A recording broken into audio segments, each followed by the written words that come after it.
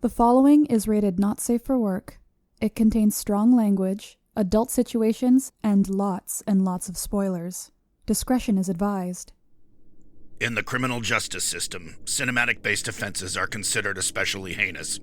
The dedicated attorneys who investigate these villainous films are members of an elite squad known as the Reels of Justice. These are their stories.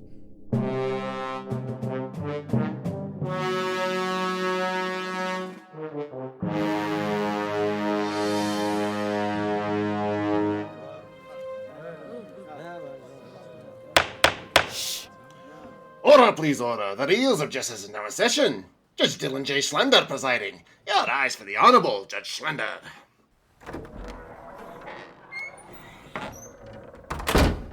Be seated. Shut up, Dylan. They don't get that. Oh, man. All right, where was I? I've got to find my notes. Be seated. Welcome to the Reels of Justice.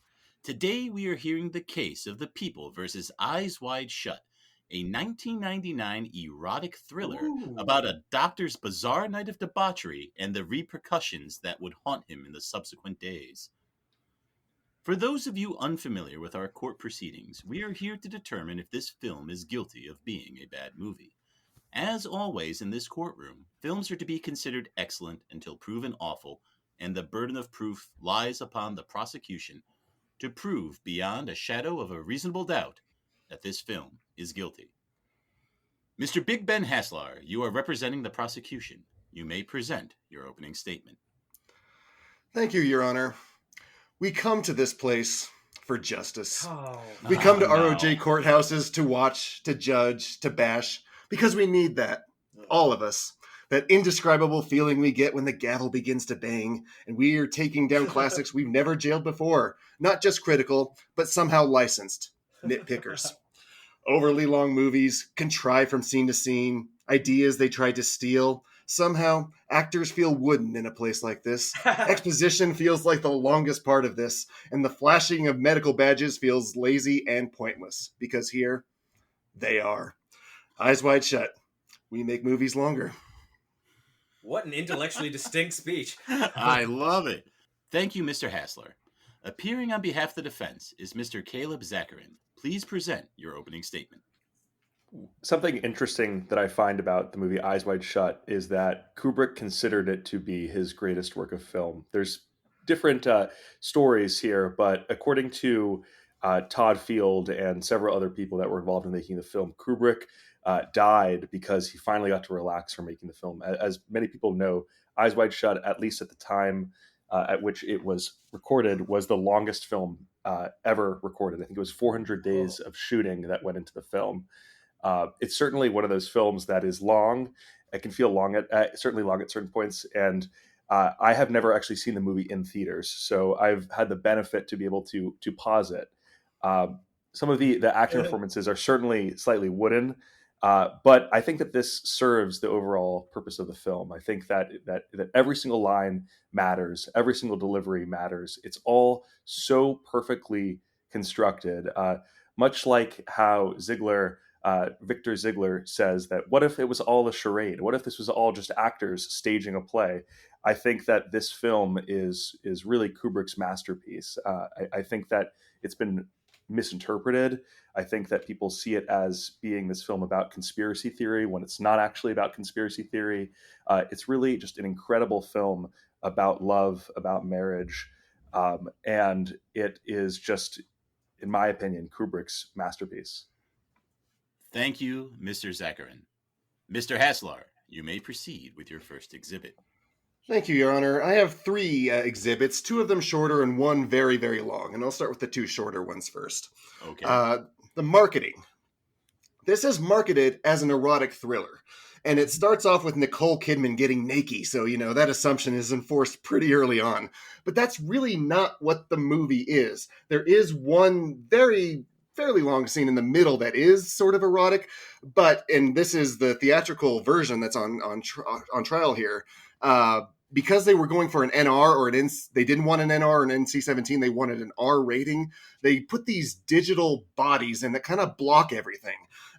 So we're in these scenes, we're supposed to see what Tom Cruise sees. We're supposed to be truly affected by this part of his journey. And it's utterly distracting and clearly not the way the scene was shot, to have these digital backs taking up half of what you're seeing. And it's not what Kubrick wanted, most likely. It doesn't make the scene any more wholesome if like a kid happened to be viewing it. So I don't understand why they made these choices they made. It's not really an erotic thriller.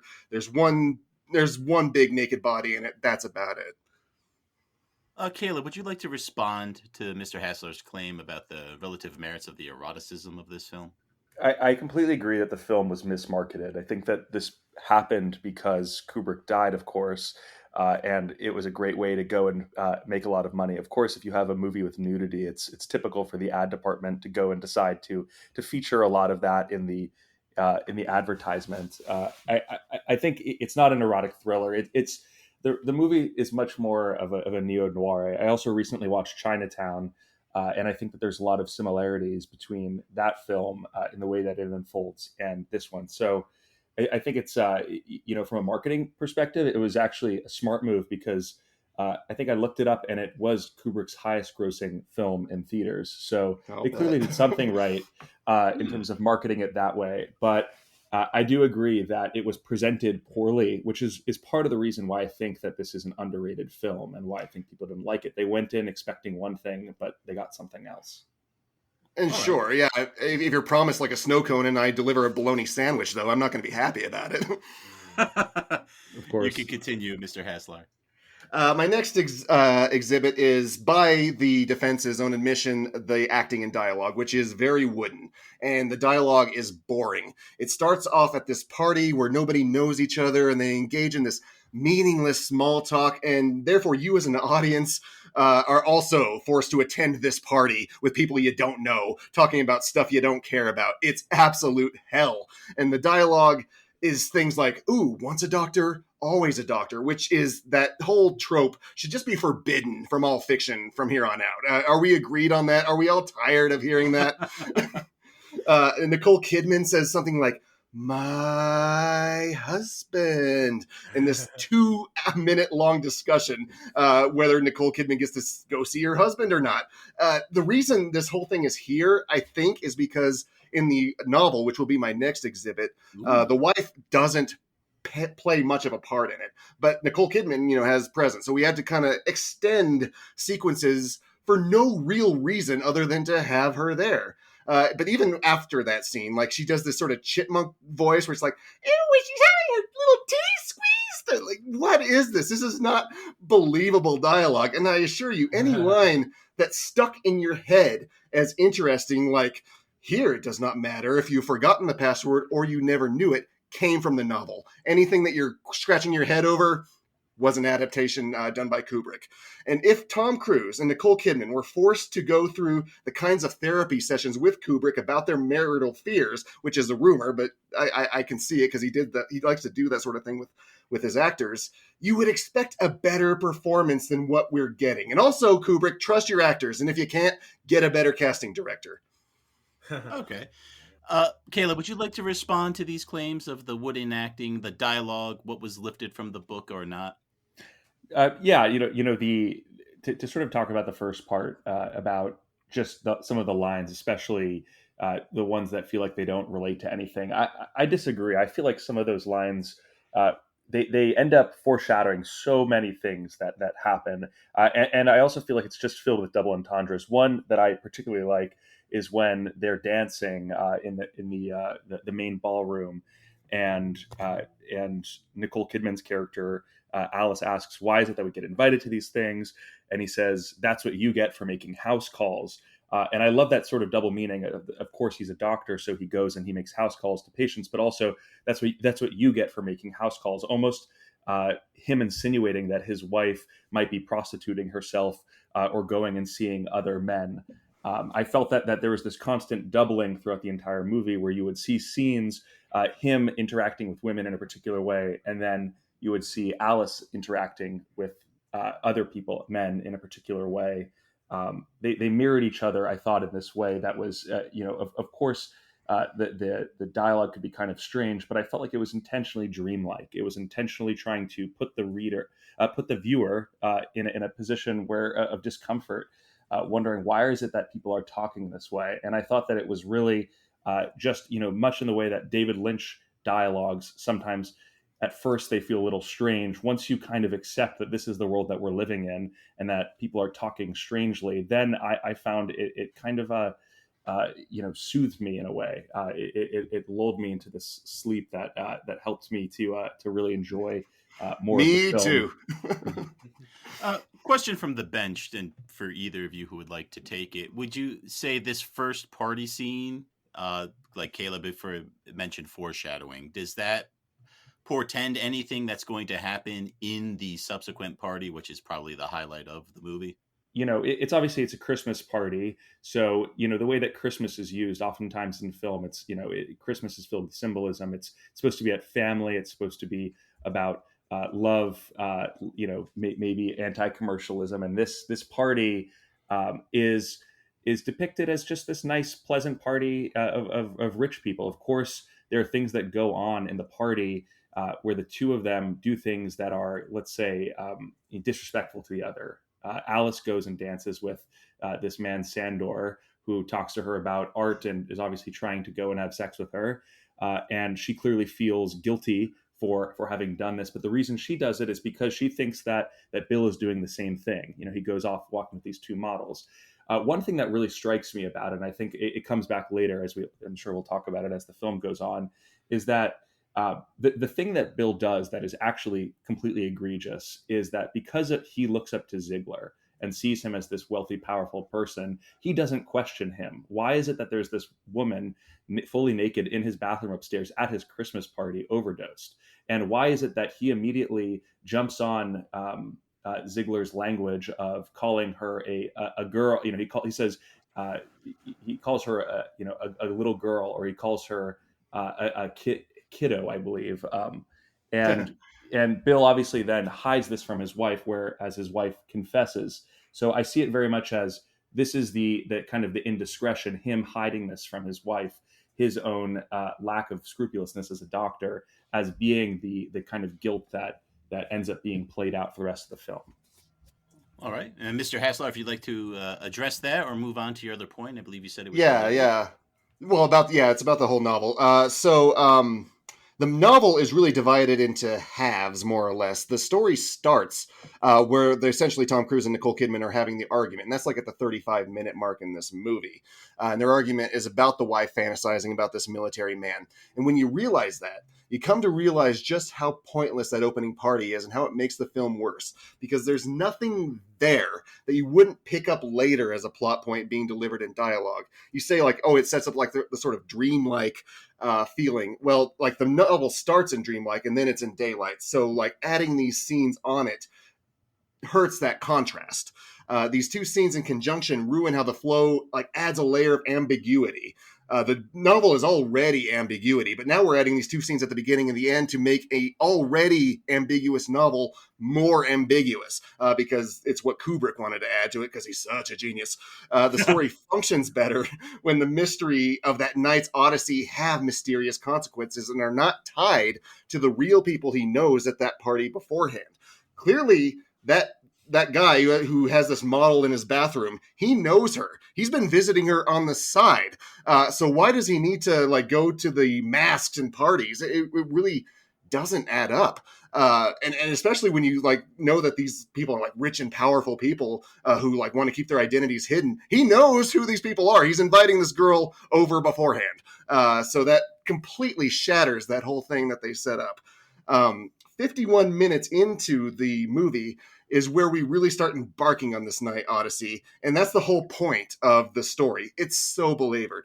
In the novel, it's the argument that sets everything up, and then he gets called away. And then it gets tighter and tighter and flows better as he gets tempted more and more progressively as the night goes on. Not tempted beforehand in a party in half a way and meeting that older woman who might get divorced in half a way. No, it makes more sense when he's challenged by his wife's fantasizing about a military man and then going worse than worse than worse than worse. Secondly, they changed the setting from Vienna at Carnival or Mardi Gras to New York at Christmas time, and that makes the story make way less sense. Mardi Gras, being before Lent, is a time of sin and debauchery, for jests and pranks, for wearing masks. The party that Fridolin, who is the main character that Tom Cruise is a mirror of, ends up a part of this odyssey into realms that he has no sure footing in. It's nowhere near as jarring as like, hey, let's go over to, where is he? Like on Long Island in modern day New York. It doesn't flow as well. And in this party in the book, these are all duchesses and duchesses and dukes, which is more swallowable to have orchestrated this whole thing, to make people disappear in the morning after and to not want to have people following up and not wanting to know about their parties to partake in them in the future. Now, I'm not saying that there aren't parallels to how the rich and famous operate today. It is conceivable, but because we're the peasantry in modern times. But I'm saying like the masks and the kind of exuberance feel way more at home in that Vienna setting. And here it's just a clear mistake. So setting it in New York in this hellish, 400-day shoot, it doesn't make sense because they shot it in London. And that adds to this feeling that it's not quite right. Like they have to use rear projection in some scenes to make it jarring. And I think Tom Cruise is like walking on a treadmill, and like most times when he's supposed to be walking in downtown Manhattan.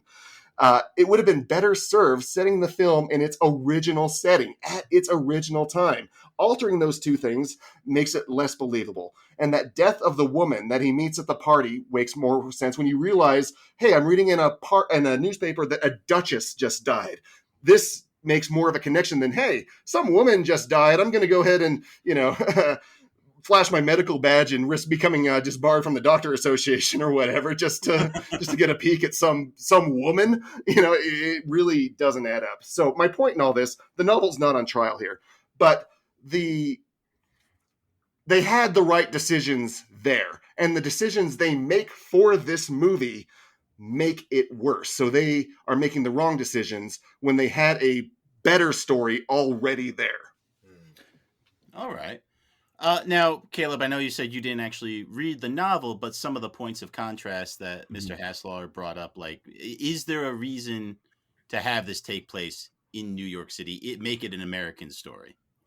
Yeah, I mean, it's interesting that you bring up the lack of similarity to the novel, because I think Kubrick, if I read correctly, bought the rights to the novel in the late 60s when he was finishing up 2001: A Space Odyssey, which means that he was sitting on this film for at least 25 years.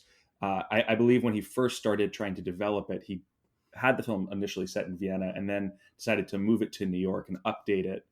I think that by updating it, it was actually a smart move. Part of it being that, it's how likely would it be that they were going to go and drag a bunch of people out to see a period piece about the turn of the century Viennese society life versus objection. We love period pieces. Are you kidding me? They look like so bright and lavish, and it's like not the world we live in. Yeah, period pieces are great, and I don't have anything necessarily against them. But I think that by updating the setting to New York and making it more contemporary, the movie has a lot more bite. And I think that for people, especially like me watching, I would have had no problem if it was still set in a period piece. But by updating it, I think it just makes the commentary a little sharper. Perhaps Kubrick wasn't just trying to make a faithful adaptation of the novel. He could have titled it Dream Novel after the book. Like how he made The Shining and titled after The Shining. And that was a relatively faithful remake. But I objection. do think not if you ask Stephen King. Well, Stephen King doesn't remember a lot of what he wrote. That's true. That's true. We're always dunking on him in this show. Now, Caleb, you mentioned maybe he was trying to make a broader commentary. I don't know if that's going to be a point you want to bring up in your case, but Ben or Caleb, would you like to address maybe the conspiracy theories around this? I have to bring it up. Yeah. I think that the conspiracy theory aspect, one of the reasons why I wanted to talk about the movie is because I think that the fact that it's read as, Kubrick revealing these conspiracies about how the elite are living, and that people constantly see it as this movie about conspiracy. It's interesting because the movie came came out at a time when obviously I believe people were I wasn't really that I was alive but not very conscious for this, but people had the Y2K conspiracy, and obviously not soon afterwards you would have lots of 9/11 conspiracies. So I think that the movie was quickly read as sort of belonging in that conspiracy circuit. And obviously Kubrick's movies are treated as conspiracy. One thing that I did find particularly interesting about the movie and why I think it's so great is I don't think that the movie has almost anything to do about conspiracy at all. I think that it uses this this sort of orgiastic party sequence to just showcase the depths, the feeling of guilt and shame that Tom Cruise's character Bill Harford has. There is no conspiracy. There is no broader commentary on politics or power beyond it being simply a way to show how tiny, how small this simple house call doctor is compared to the other men in the story. All right. And Mr. Haslar, I know you said that was going to be your final point. Would you like to officially rest now, or is there anything else well, no, I have a little tack on about that because another little tack it's not my on. exhibit. I just paused to let my opponent say something. It's called being polite. I know nothing about that. Please continue. Shut up, Dylan. In the movie, there's like a scene where Nicole Kidman, like when Tom Cruise gets back, she's like just laughing in her sleep. And then she says she had a dream about these men molesting her, and she's having sex with them, and she doesn't know how many men she had sex with. And she's like kind of frightened by this. That doesn't translate to her laughing to me. Whereas in the novel, it's explained that like her dream was actually she thought her husband, there was a duchess that wanted to marry her husband, and he was staying true to his wife while his wife was off having sex with other people in her dream. And she was laughing at him for being so true to her because it was just so unbelievable for her. So the laughter makes sense. So this is how Kubrick works here. He's like, I'm adapting the novel. She's laughing. Okay, let's put that in. I like the imagery of that. But then the story I make up doesn't follow the dots. And that's true for this whole movie. And I would also like to point out at the end, the doctor knows, the rich guy knows everybody. And that shatters the whole dream illusion with these sort of real world consequences creeping up on him. And on that, I will rest. It's not the first time that she laughed. I don't know if I'm breaking the rules in terms of how you do it. You know what? Let's just pass it over to you officially here. So thank you, Mr. Haslar. Caleb, you may present any exhibits you have in defense of the film. Yeah, I the one quick thing I'll first just respond to with that is it's not the first time that she laughs. The previous time she laughs is when she is making these accusations at him, and I can't remember exactly I probably have it written down somewhere, but my notes are quite a mess. But she starts laughing at Bill during their fight right after they smoke a joint, and I think so much of this movie shows that the way in which they deal with their emotions, their feelings, is through masking. I think that this is one of the ways in which the masks are used is to show that they constantly have to put these masks on to pretend that things are a certain way that they are when actually they're not. And what I love about the film, and part of the reason why I think it needs to be so long, and it needs to be the length that it is, and why everything has so much meaning, is that everything that is mentioned, everything that occurs is somehow brought up again later on in the film. And even the dream sequences, having watched it 3 times, I still was not exactly sure which sequences were supposed to be dreams and which were supposed to be reality, which I think is one of the most impressive things, because how often is it that there's a film that incorporates a significant amount of dream sequences? Inception. We're true. Well, that would be the problem with Inception is that I think it ends and it's I don't know. It didn't have as much of an impact on me. There's something about Eyes Wide Shut where, and I think a lot of people would agree with this, is that even if they don't really like it, it leaves almost no one unaffected. It is a movie that I think it speaks so deeply to human emotions, to human feelings, that no matter what you think it's actually about, whether it's about infidelity, whether it's about conspiracy, I tend to think that the movie is about the guilt and shame surrounding infidelity, and that, much like the Russian soundtracks that keep playing, it's very much a Russian novel. It's like the Anna Karenina line at the very beginning, that all happy families are alike and all unhappy families are unlike in different ways. Probably butchered that. But I very much see it as like, this is like a Russian novel. It's completely, interwoven, internested. And That's more like a Vienna novel, if you ask me. I was going to say more people would die, more main characters would be dead or depressed at the end. But the novel's written. It's an interesting point. I don't disagree about like that symbolism that he's portraying here, but sometimes symbolism gets in the way of the physical things that are happening in your movie that take you out of the movie. For example, like, masks. So we're wearing masks at the thing, and nobody knows who we are, except everyone does know who we are, apparently, because we're all rich people.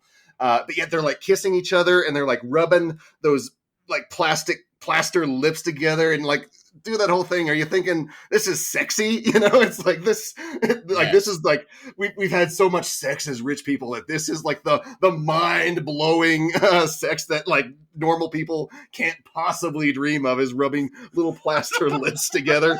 I don't buy it.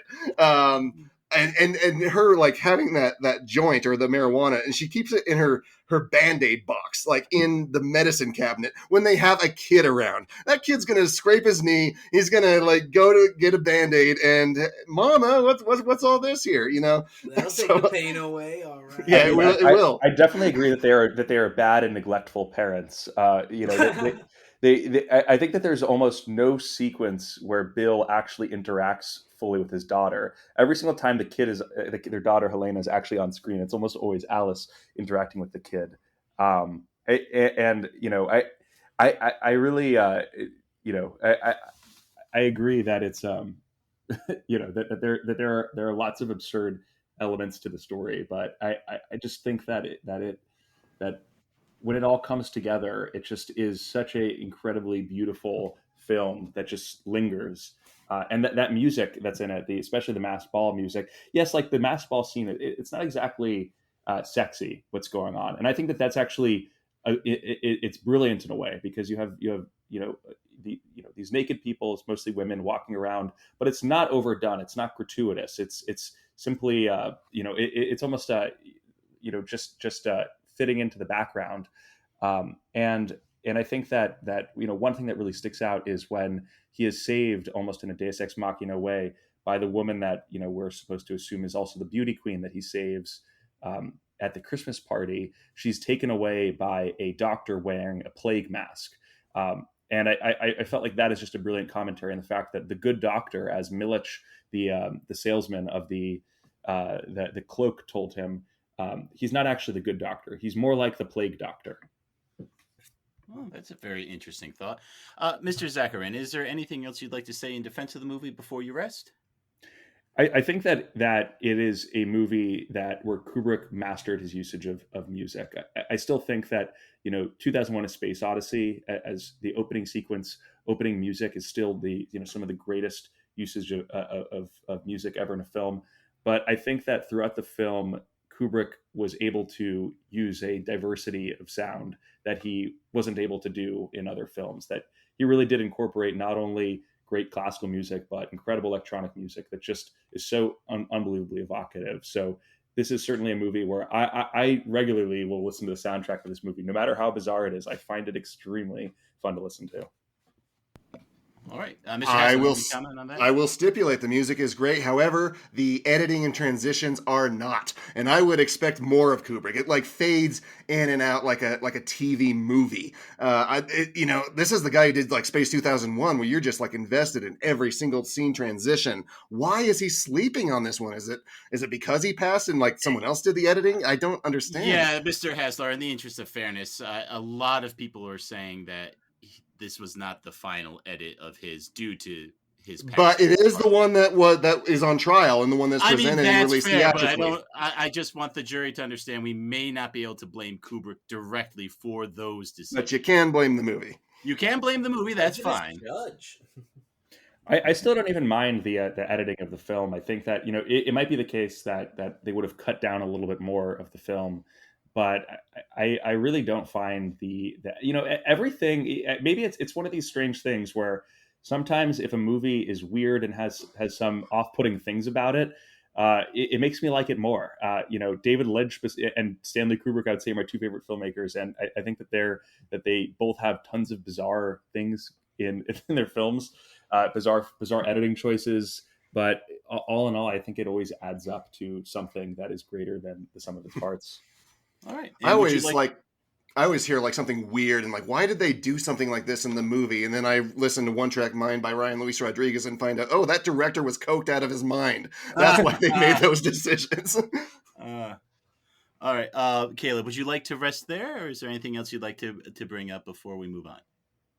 The one final thing I'll bring up, which is part of the reason why this movie I had seen years ago, but what got me interested in it again was after I saw the film Tar by Todd Field, and Todd Field, the director, plays Nick Nightingale, the pianist in the film, and I think that there are unbelievable resonances between the movie Tar and Eyes Wide Shut, and I think that Eyes Wide Shut really is a film that has also had extreme influence on many other films like Tar. But really, I think it's a movie. It seems to me that there are a lot of directors that treat Eyes Wide Shut as, if not their favorite Kubrick, one of their favorites. All right. And you'd like to rest on that point? I will, yeah. All right. Thank you very much. All sides have rested their cases. The attorneys will now present their closing arguments. Mr. Haslar, you may begin. Thank you, Your Honor. To close everything up, I wrote a little number for all of you that if it has any resemblance to maybe a Rocky soundtrack, keep in mind that this is original to me, and that's just entirely coincidental. So here we go. Tommy Cruise out on the street, 1 hour runtime after starting. Nikki Kidman said she dreamed she could cheat, so it's time for a floozy in a dive. Therapy won't be a blast. Affairs en masse or more sexy. Oh, the hours, they do not fly by fast. 2 and 40 feel a lot more like 5 in the eyes that are wide shut. It's the story that's trite. A painful watch after reading through the novel. With these scenes that go over, it's clear the film's not that tight. Too bad you're stuck here now watching the eyes that are wide shut. I love it. Got it. Got it. Fantastic. That's going to be a lock for the Realsy this year for sure. Hey! All right. Mr. Zakarin, you may present your closing arguments. Do not worry. You don't have to sing if you don't want to. Well, I could try. No, I unfortunately did not prepare a song, but I think I'll just, off the top say about the film what it is that I think makes it Stanley Kubrick's masterpiece. This was obviously Stanley Kubrick's last film. He had the idea for the film for over 30 years. I think that it's one of those films that just rewards on a rewatch. There's a lot of films that are great films that I've watched multiple times, and most of them, unfortunately, get worse after multiple rewatches. This movie, I find, gets so much better after every single rewatch. There are little details that pop up that I don't know if they were intentional. I assume they were intentional because Kubrick spent so much damn time making the film. But for example, the apartment number of the apartment that the Harfords live in is apartment 5A. And that made me think, of course, of the first time we see that it's there in apartment 5A is when he finally confesses. We don't actually see the confession, but 5A, that makes me think of the Fifth Amendment, which is, of course, is the right to remain silent. And it's finally when he removes, he gets rid of, he no longer follows his right to remain silent and finally confesses. This is just one example of one of the many details in the film that I think make it just brilliant. But every single line has resonances throughout. The constant references to rainbows, and of course, the store in which he goes and buys the cloak is under the rainbow. There are just so many examples of this throughout the film. If it is a film that it seems that it is bursting at the seams and that everything doesn't seem to perfectly fit together, this I believe is by design. It's certainly worth a rewatch. And I think, of course, in the eyes of the novel, it might not be the most faithful adaptation, but Kubrick never claimed that it was the most faithful adaptation. And I think to just read it in that way is to really reduce the film. Kubrick thought it was his masterpiece, and I'm going to go with the master and agree with him. All right. Thank you all. Members of the jury, Mr. Dylan J. Schlender, Mr. Maynard Bangs, and Mr. I'm not going to tell you his name, but if I did, I don't think you'd sleep so well at night. Ryan Luis Rodriguez, you have all heard the facts concerning this case. It is now up to you to determine if this film is guilty of being a bad movie. The bailiff will escort you to the deliberation room to render your verdict.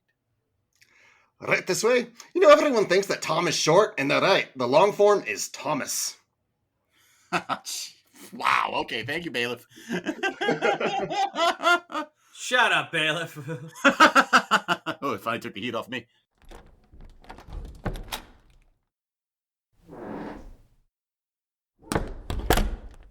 All right, guys, a lot to chew on. What are you thinking here, Schlenzo?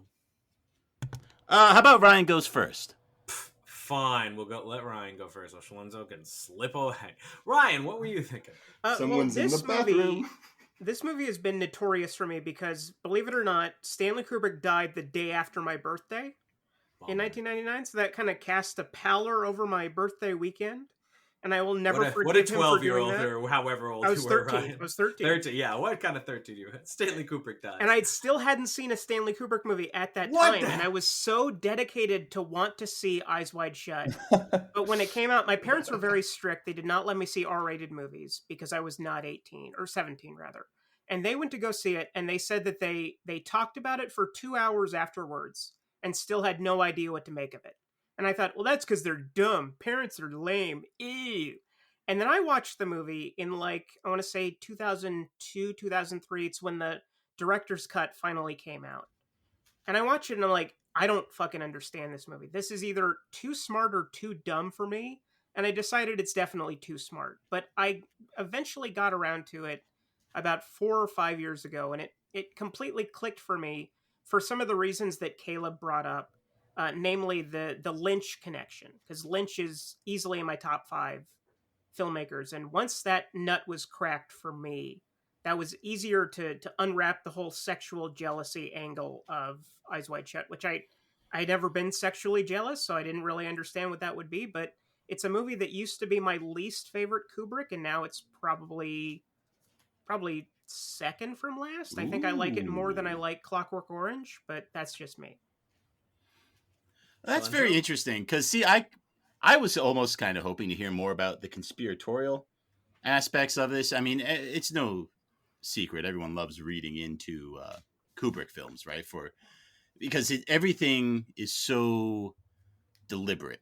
And one of the things that I have trouble with this one is that he did pass away, right? And this is a man who is known for editing his films even when they're already out in theaters, right? He very famously did that with 2001. So who knows what the final edit would look like? There was a lot of people saying that this was it, like his daughter's on record saying like this is the film he's happy with it. That's a point that Caleb brought up, that he was able to relax claiming that this was his masterpiece. But we'll never really know, because then when Ben throws out why did they do those transitions that way and stuff, like there are things in this movie that Kubrick didn't have control over. So it makes it very interesting. I think the point that stuck with me the most from both cases was when Caleb said, even if you don't like the movie, it has a way of sticking with you, right? It has a way of affecting you.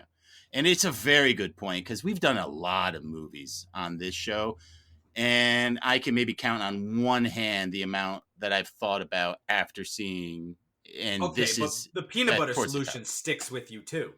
Well, no, and again, good, God damn it. Actually, the peanut butter solution, but you don't think about the peanut butter solution the way you think about some of the stuff that happens in this movie. Because there's a lot of orgies. Well, there's a lot of interpretation.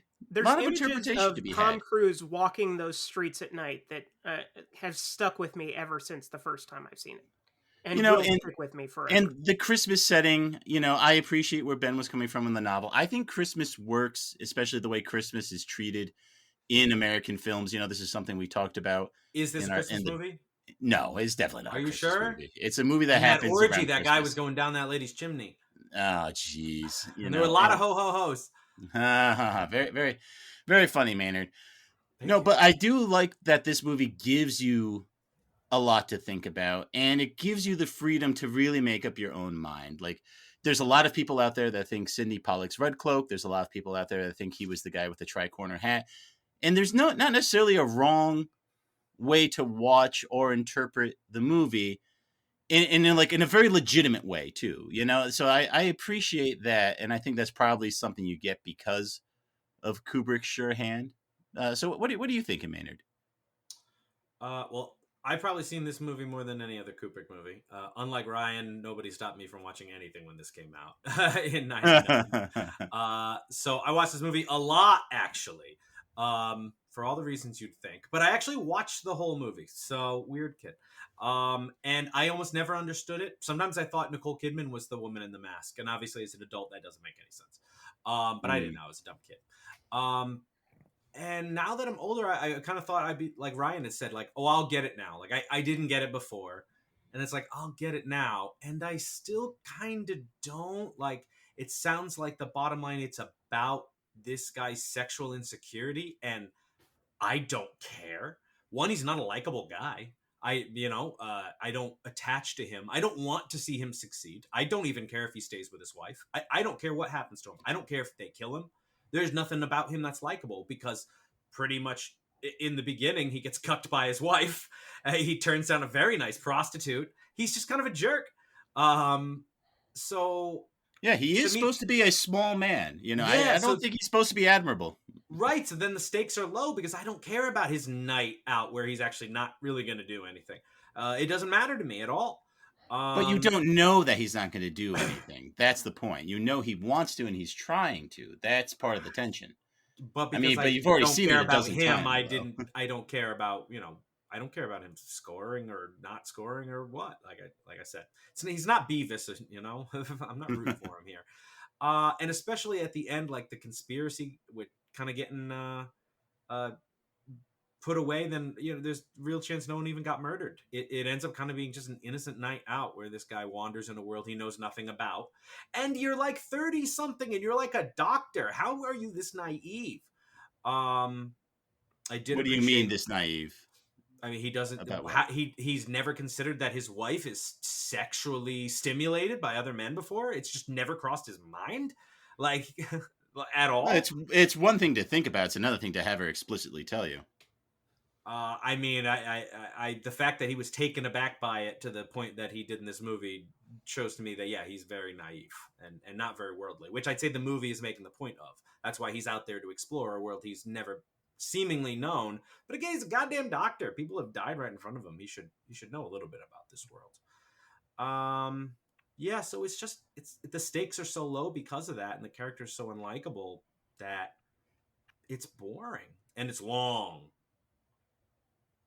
Anyway, I think Caleb said that Kubrick sat on this for 25 years, he said? And he got the rights in the 60s. And it shows because it's so flat. He sat on it for 25 years. That's why it's flashlight. Shut up, Dylan! You can edit in the laughs later. Anyway, so are you going to lock in?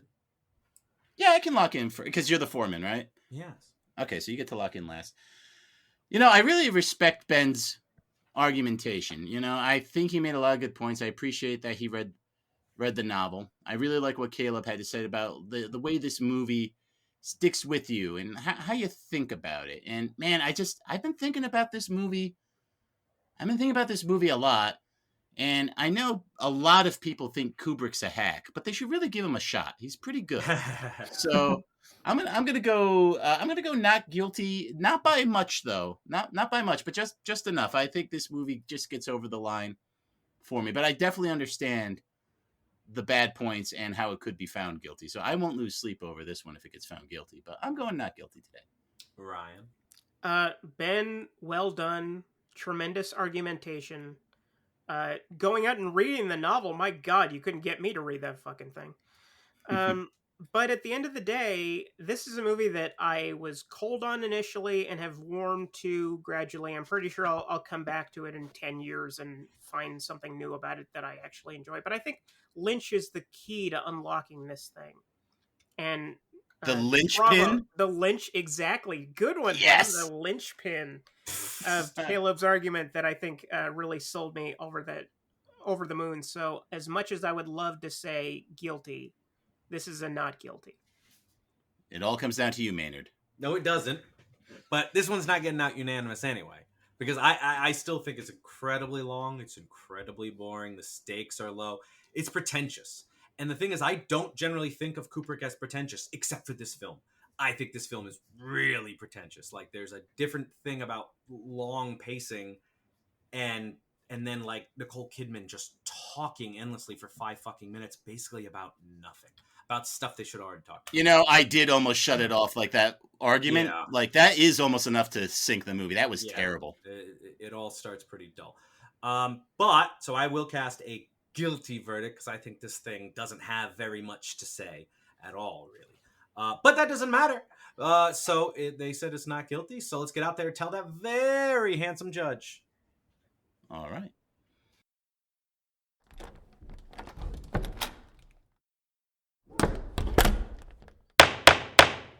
Mr. Foreman, have you reached a verdict? We have, Your Honor. In the case of the People versus Idwai... We have, Your Honor. Okay. Third time. You ready, Schlenzo? You ready? Mm-hmm. He sat on it. That's a good one, Ben. Now they all have to go in. Now all the bad tries have to go in. Thanks, Ben. We have, Your Honor. In the case of the People versus Eyes Wide Shut, we find the defendant not guilty of being a bad movie. All right. So much booing. Oh my gosh. Okay, There's a train. All right. The verdict is so rendered. Now, gentlemen, with that out of the way, everyone get your masks on and let's get down to business. Court is adjourned. Oh, yes. Especially you, Maynard.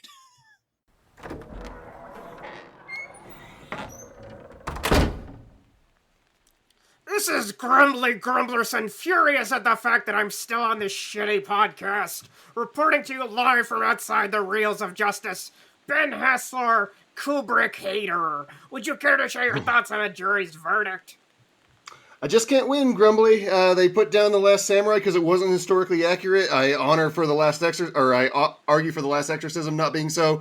I lose that case. They say, hey, if you read the novel, you win. So I read Dune, I read Pride and Prejudice, won the case. Read the novel, lost the case. I just can't win.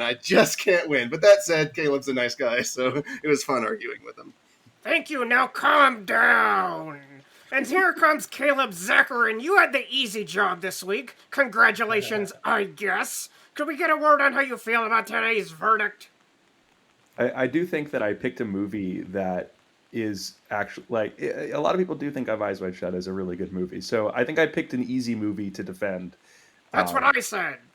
Yeah. So I could have picked something. I could have picked a real bad movie and tried to defend it, but I think that it was nice to rewatch the film and to take a lot of notes on it, and I feel having rewatched it for the third or fourth time that it holds up, and it's a fantastic movie, and I'd much rather rewatch it again than honestly watch most other Kubrick films. You could have picked Care Bears, you coward. That's all we have from the courthouse today. Let's go back to the studio for post-trial analysis. I'm just so angry. Oh, Grumbly. This guy's so mad. Yeah, lawyer characters dropped, though. I did like the movie. I think it's a gentleman's 7. All right. I mean, I stand by it. I think it's boring on toast. Boring on toast. You know, Caleb, you know that Kubrick has made movies like with robots and ghosts and interesting things that aren't deteriorating marriages. That's true.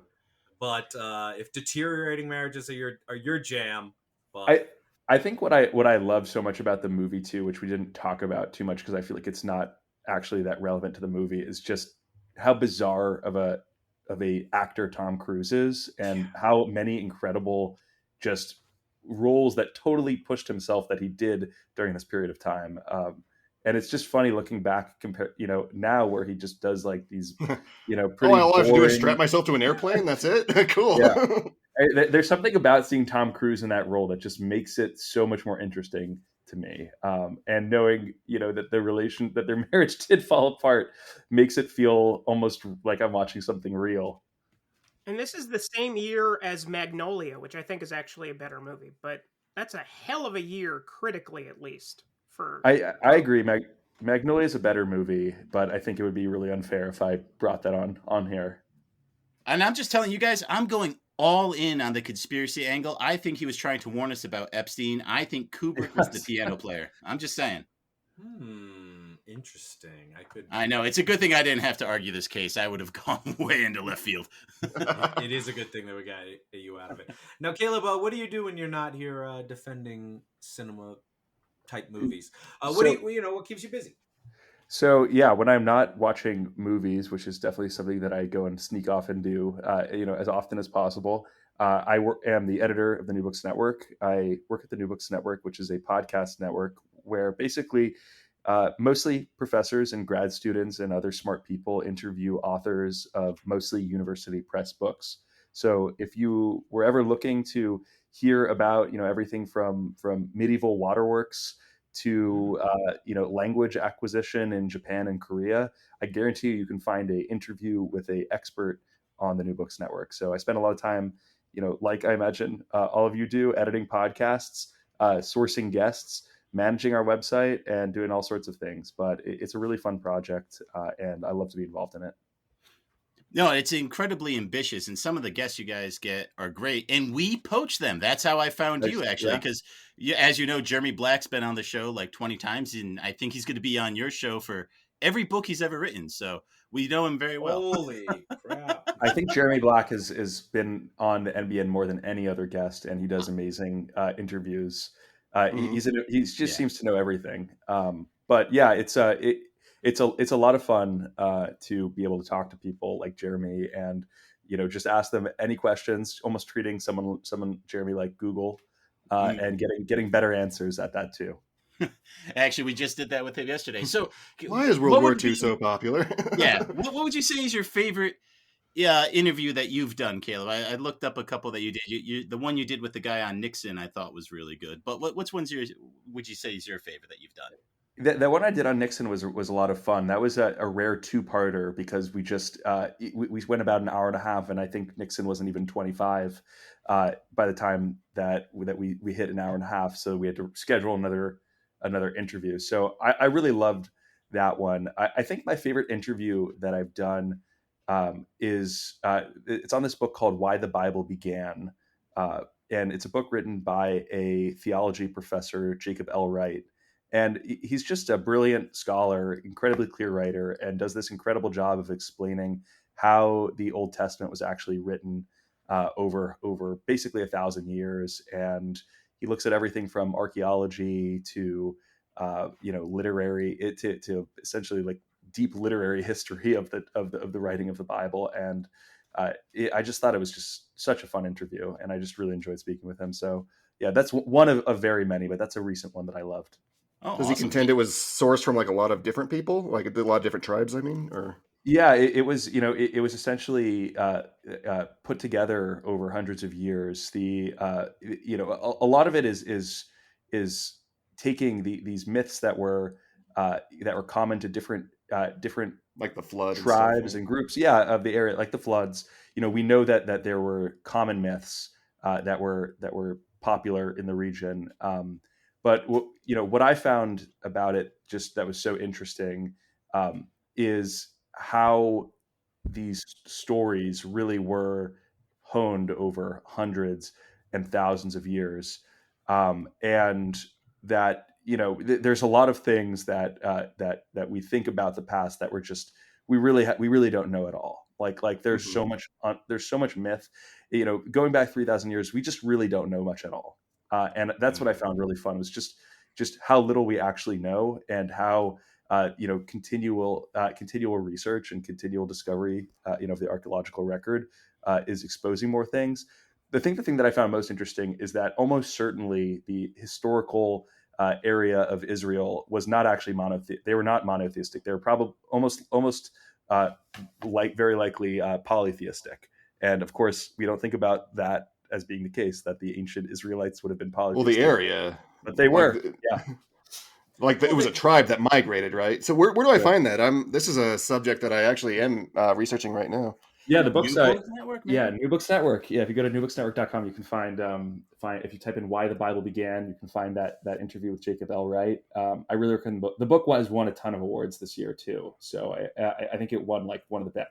The American Academy of Religion or something like that. They give awards to the best research books of the year, and that book is become pretty decorated. So that's just one of many. But I have found that I'm not a particularly religious person. I don't attend church or anything like that, or a temple, or go to anything like that. But I find it really fun and interesting to learn about. In part because when you watch movies, there's always tons of references to religious ideas. That's so true. I find it a great way to make my movie watching more enjoyable. They don't help you win cases, though. No, they don't. Well, according to ancient astronaut theorists, I'm going to cut you off right there. I think it's time for recommendations. Well, as far as the Israel thing, though, so much of the Bible is about putting down paganism, right? And so many of the rules are not to worship the other gods. So it makes sense that there were a lot of competing ones. Oh, yeah. Like Moloch, and I know Baal was more the Lebanon area. But, no children sacrifice. Speaking of Moloch, have you seen this movie Eyes Wide Shut? I'm just saying, he lays it all out there. No, thank you. But according to ancient astronaut theorists, every one of those myths is true. Shut up, saying Maynard. that. That's part of it. Nice. Now, Caleb, we always ask for recommendations from our guests for movies that you think people should see. So what is a movie you think people should see? Ooh, okay. So this is a movie. This is totally has nothing to do with Eyes Wide Shut. It's actually a documentary film that I saw very recently. I don't know where you can actually find it, but the movie is called Flipside. It is a documentary by this filmmaker, Chris Wilcha, where he went back to his hometown in New Jersey to make a documentary about the failing record store that he used to work at as a teenager. And in the course of making the film, he decides to essentially incorporate all of the projects that he never finished. So the movie is an amalgamation of actually about 5 or 6 documentaries that he filmed. It's a movie of self-discovery. It's a perfect film, I think, for Gen Xers. I'm not a Gen Xer, but I spiritually identify with Gen Xers. And they're why would you want to do that? Do you love REM? I love I do love REM. I was What are you doing? There it is. REM earlier today. I think that the rejection of all things of all things mainstream, while people can take it too far, I think that aspect of the Gen X psyche was a major childhood influence on me. I for whatever reason was kind of raised watching a lot of Gen X things and listening to Gen X bands. So I think this movie and the artists, the filmmakers' attempt to kind of explore his own psyche helped me understand maybe a little bit about my own generation that I'm not a part of, but that I has definitely had a lot of influence on me. What's it Despite called? all Again? your rage, It's called Flipside. You're still just a I'm rat in looking a it cage. up right now. Yeah, So I can tell you where it is. All of us here identify as boomers, just fair warning. I'm the Shut up, greatest boomer. generation. Shut up, boomer. But just me. I'm the entire greatest generation. Big Ben, what have you got for us? Eyes Wide Shut is a film that sort of bills itself as an erotic thriller, but turns out to be slightly different. My recommendation from 1960s Japan is somewhat similar in that regard. It's Irizumi, which also means tattoo in Japanese.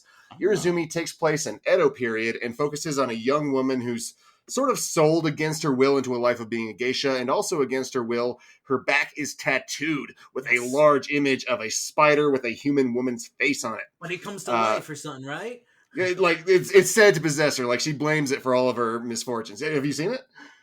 I've heard of it because it's got spider monsters, man.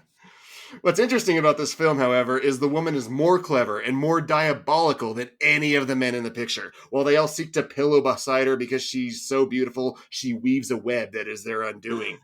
She doesn't embrace any of them with any semblance of passion. She latches onto them like a predator. She's a man-eater and sends them to ruin faster than you can sing, "Oh, here she comes." Damn it, I was going to sing it. You got me, though. It was faster than I could do it. Yeah, and she and the other characters blame the tattoo on her back, but I don't know. I think she was always it was always in her nature to strike against the incompetence that tries to possess her. And while I would certainly send the kids to bed before giving this one a watch, because there are sensuous moments here and there, the film really is something else. But still worth checking out. Sensuous, succulent, even. Ooh, umami. I've heard of this one. I will have to watch it because I think I've known it as Tattoo. So probably I already, as soon as you said that, I think I had recognized it. Schlenza, what have you got? It's got Hall & Oates in it. It's going to be great. Whoa.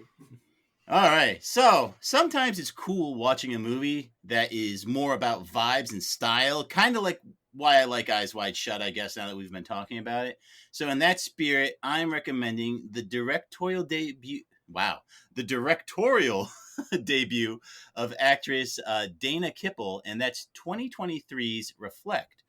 As the title suggests, there's a fair amount of introspection as a group of female friends travel to Sedona to confront trauma of their past. It's also some kind of cosmic game show, I guess. Look, I'm not 100% sure on that, but I could tell you the movie is poetic and wonderfully shot. Kipple's interest in the unknown and metaphysics shines through in this, and one wonders what she will do next. The best part, you know what the best part is, guys. It's streaming on Tubi. So get in touch with your feminine side and enjoy one of the non-hacker Tubi offerings. All right, great. Ryan, what have you got? Is it the biker thing? Nope. Aw. No, my recommendation this week is another recent release, 2022's Confess Fletch. You know Fletch. Decent comedy from 1985, starring Chevy Chase before he completely checked out. We'll throw that picture out because Fletch is back, and now he's played by the hotter-than-hot John Hamm. If you thought Hamm was born to play Don Draper, think again, because he was actually born to play Fletch. There's a rhythm to his comedic delivery that sings in conjunction with the strong script, and director Greg Mottola continues to be considerably underrated, managing to be stylish without distracting from the fact that you're watching a comedy. And this is easily his strongest film since 2009's Adventureland, mainly because it's his only film since 2009's Adventureland that doesn't suck.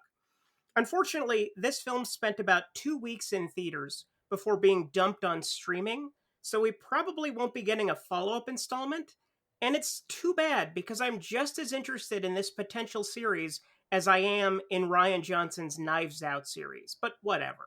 Confess Fletch is currently streaming on Paramount Plus. Is this a follow-up of Fletch Lives, or is it a completely No, this is a completely new continuity. Oh, okay. I'm in. I love John Hamm. You love John Hamm, I know. He's good in Grimsburg. I have it. I'm going to watch it. Now I'll send us on home. Since it's very hot out lately, my recommendation this week is a sweet treat we can all enjoy. Taro. Taro is a tropical root vegetable popular in Asia and prized for its nutty flavor and creamy vanilla undertones. Love it. Wrong notes. That's from my bubble tea themed podcast, Boba Fett. Fett like the party. Your podcast cheating on us. Taro, with a T at the end, is a 2024 horror movie about a group of young friends who unwittingly undergo a tarot reading with a cursed deck that sends vengeful spirits of the cards after their victims. Initially, when I saw the trailer on the critically acclaimed international hit YouTube series Trailer Trashed, maybe one day featuring Big Ben Haslar, keep an eye out, I was psyched for a potential 13 Ghost type of creature feature film. Various spirits and ghosts based on the arcana of the cards, lots of creepy designs. However, the glimpses you get of these monsters in the trailer remain glimpses throughout the duration of the runtime. Most of the ghoulies are obscured in darkness, which is probably the right thing to do if you can't properly render good-looking monsters. But also, maybe if you can't properly render good-looking monsters, don't make a monster movie! No, it's good if it's subtle. Is it subtle? Instead, it plays out more like Final Destination, with the early horoscope reading acting as a riddle that foreshadows each character's impending death, which is actually an idea I like. Unfortunately, these particular riddles are so thin that even a 7-year-old boy could see them coming. 7, 8? Yep. So they're just not half as clever as they ought to be. considering those clever turns of phrase are basically the backbone of the film. At the end of the day, this is certainly not worth Ryan's time. But as for the rest of you, go ahead and give it a swing. Maybe we can get a sequel with more monsters. Here, here. We watched it with Dylan's kids, and his young son was like remembering everything and guessing. It's like, oh, they said it's the end of the line. She's gonna get, hung. Yeah, it's like water under the bridge. I'm like, yeah, he's right. Oh, what? There's a bridge. But it was a fun little movie. But more monsters. No, you're absolutely right, man. That was the deficiency. It's like that. I was with you. Well, in Jaws, though, they don't show the shark until the end. But that's not how Jaws was billed either. I mean, and you're talking about Jaws. We're talking about a stupid movie with ghost cards. Yeah, we were excited to see all the different ghost designs in the movie. Like, again, all the 13 ghosts. Oh, you're right. Like on the cards, yeah, you have to see that. Yeah. Like because that is what they do. It's like the Fool, the Hangman, the Empress, and all that. Yeah, but you're right. It's a quick flash, and then so they're gone in instants. It's a real bummer. I hope you guys all see it. And with that, we are all out of show. We want to thank our guest, Caleb Zakarin, for joining us. Thank you so much, Caleb. Thank you so much. It was a lot of fun. I think you let me off easy, but I appreciate. I did. I'm quite impressed that you read the novel. I thought about reading the novel, but I thought nobody would possibly do that. So that's us. We're such nerds. We're the real deal. Well, we'll make sure to have you back soon, and maybe something with a robot, with a ghost. Not deteriorating. I can go in the opposite spectrum of Eyes Wide Shut. Eyes Wide Open. Eyes Wide Open. I don't know, what is it. It's probably Toes Transformers. Wide. Yeah. Transformers. Oh God! And we're due to do a couple Transformers movie on the show. I'm just saying. Not guilty. Whole bunch of robots. And with that, we hope everyone will join us again, as well as the reels of justice keep turning. Count it. AMC.